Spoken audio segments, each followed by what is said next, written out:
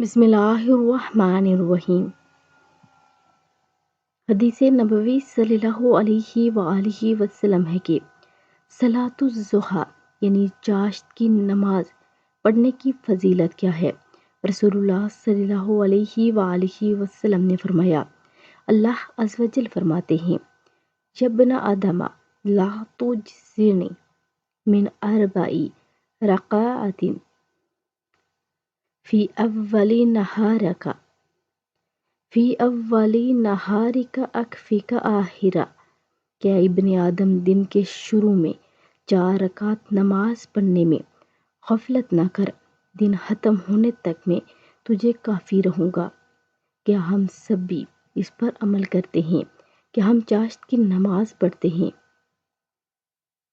اگر پڑھتے ہیں تو کمنٹ باکس میں مجھے لازمی بتائیں، اور اگر ویڈیو اچھی لگے تو لائک، شیئر اور سبسکرائب کر دیں۔ جزاک اللہ خیرہ۔